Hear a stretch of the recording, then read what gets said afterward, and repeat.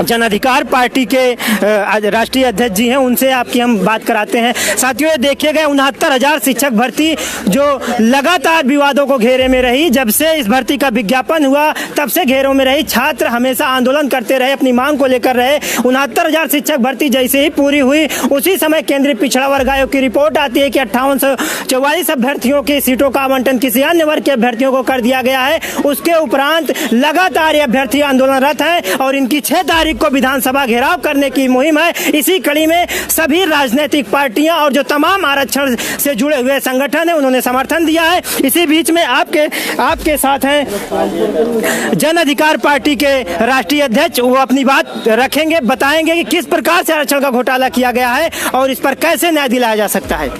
देखिए, ये जो आरक्षण का मामला है, 69,000 जो शिक्षक की भर्ती हुई है, जैसे रिजल्ट आया अब बच्चे जागरूक हो गए हैं, समझदार हो गए हैं। उन्होंने रिजल्ट देखा, उसके बाद कुछ दिन थोड़ा समय उनको लगा समझने में, और जैसे पूरा रिजल्ट उन्होंने देखा और समझा, और समझ करके जब देखा कि उनके साथ धोखा हुआ है, छल किया गया है, तो उन लोगों ने सरकार से भी बात की, बहुत सारे जो राजनीतिक लोग हैं उनसे भी बात की, सत्ता पक्ष के लोगों से बात किया। जो पिछड़ा और वर्ग आयोग सरकार ने बनाया है, जिसका बहुत ढिंढोरा पीटती है सेंट्रल गवर्नमेंट, उसकी भी रिपोर्ट है कि लगभग 6,000 पदों में गड़बड़ी की गई है। जो पिछड़ी जात के बच्चे थे उनका सिलेक्शन होना चाहिए, तो उसमें 2 तरह से गड़बड़ हुई। एक तो 6,000 बच्चे वो जो जनरल में उनको होना चाहिए था वो नहीं हुआ, उनकी जगह में दूसरे कर दिए गए।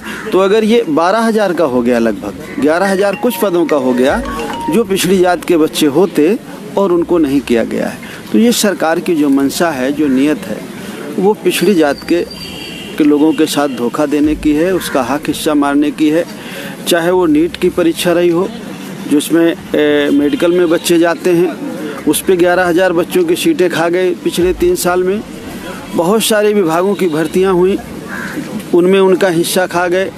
सिविल सर्विसेज में जो सबसे बड़ा नुकसान किया गया, जिसको डायरेक्ट उन्होंने भर्ती किया, उसमें भी पिछड़ी जात के बच्चों का नुकसान हुआ। हर जगह पिछड़ी जात के बच्चों का, अनुसूचित जात के बच्चों का बड़े पैमाने पर हक हिस्सा मारा जा रहा है। जो इन बच्चों की मांग है वो पूरी तरह से जायज़ है, हम उनके समर्थन में हैं। हमारी जन अधिकार पार्टी उनके समर्थन में है, और हमारा जो भागीदारी संकल्प मोर्चा जो हम लोगों ने मिलकर बनाया है 8-10 पार्टियों ने, वो पूरा मोर्चा हमारा, ये जो बच्चे 69,000 शिक्षक की भर्ती में घोटाला हुआ है, जो उसमें न्याय मांग रहे हैं, हम इनके साथ हैं। जो 6 तारीख को इनका धरना प्रदर्शन है, उस पर हम भी अपना समर्थन पत्र लाए हैं।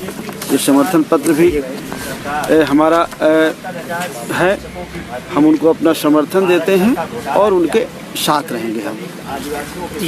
ये लगातार ये जिस तरीके से आरक्षण पर कुठाराघात किया जा रहा है, इस पर ये लगातार सामंतवादी विचारधारा प्रभावित हो रही है। क्या आरक्षित वर्ग के अभ्यर्थी अब रोजगार के लिए, न्याय के लिए न अपनी मांग रख सकते हैं, न अपनी बात रख सकते हैं? ये कब तक चलेगा? आपके पास जीता जागता उदाहरण है कि जब पिछड़ी जात के बच्चों ने अपने हक की बात की तो लाठियां चलाई गई, इन बेटियों के हाथ तोड़े गए, बहुत सारे बच्चों के पैर टूटे, और ख़ास करके जो बेटियां हैं, बहनें हैं, उनके घरों में बहनें भी होंगी। पुलिस वाले जो ये लाठीचार्ज किए सरकार के इशारे में, उनके पास भी बहनें हैं, परिवार में लोग हैं, लेकिन इसके बाद भी जो बच्चियां थीं, जिनके कैसे कैसी घटनाएं हुई अब मैं कह नहीं सकता हूं, जिसकी हम निंदा करते हैं, और हम सरकार को ये कहना भी चाहते हैं, अपील करना चाहते हैं कि ये कृत्य सरकार ना करे।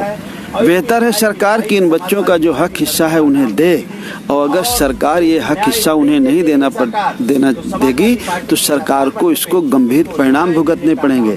अब ओबीसी वो नहीं है कि जो जागरूक नहीं है, अपने हक अधिकार के बारे में जानता नहीं है। 52 से 55% आबादी है, और ये